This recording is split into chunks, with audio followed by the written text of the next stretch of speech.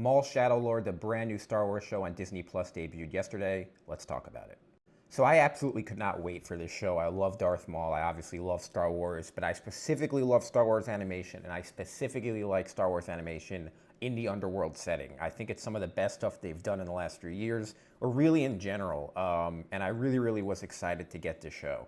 The first thing that sticks out is the animation. I think it looks great. I think it's probably the best looking animation art style that they've done. I saw someone mention Arcane, the animated show on Netflix, and I agree. It's not quite that style, but it uses a lot of the same effects, a lot of the brush strokes, and it's very clearly an upgrade for what they've done before this. I do think it's fair criticism to say, what's the point of these shows when we know what's going to happen to these characters? We know what's going to happen with Darth Maul and with a lot of these other characters, but I still enjoy these shows. I still think these shows are done well, and in the past, Dave Filoni has managed to create stakes with characters. Even though you know what's going to happen, they still created stakes and they still were able to do it. So I'm definitely going to give them a chance here, and I'm still excited for it.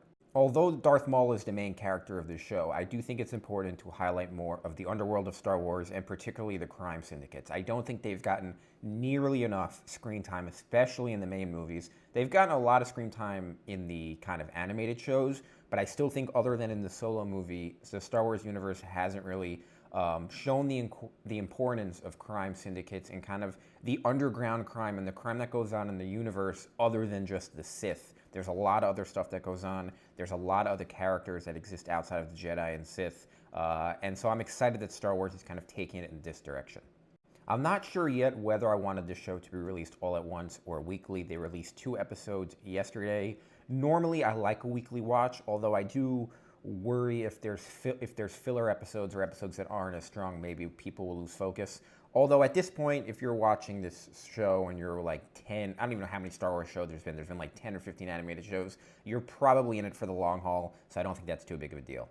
I think this is very quietly going to be a very strong year for Star Wars in general. We're going to get this show, which I think will be very positive. We're going to get the Mandalorian movie, which will be very positive. And then that'll lead us into the Ryan Gosling movie, which I have very high hopes for. I don't think Ryan Gosling would do he doesn't do any movies that are bad, let alone he would not sign up for a Star Wars movie unless he was confident in the script. So I think we're going to be getting, 3 good projects in a row for the first time in a very long time.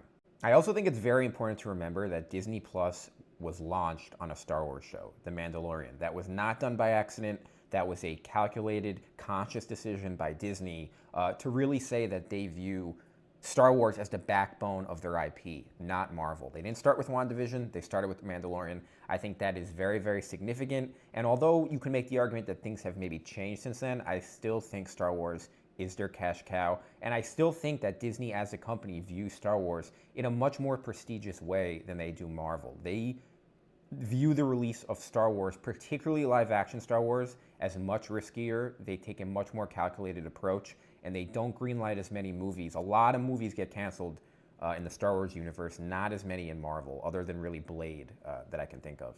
It's really too early to kind of comment on the plot or what they're really doing with this show or where it's going to go, but I would definitely love to see Maul confront Palpatine. Of course, it happened in the Clone Wars, but it would be great to see again. Again, obviously we know what's going to happen to both characters, but I still don't think that means they can't create stories that we care about.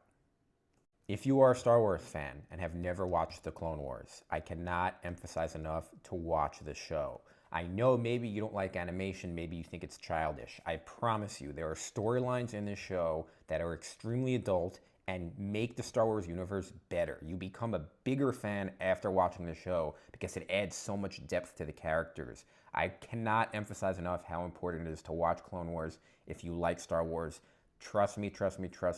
It is almost a perfect show. It is amazing. The stuff they do with Anakin, the stuff they do with Obi-Wan, even the stuff they do with Padme, side characters, droids.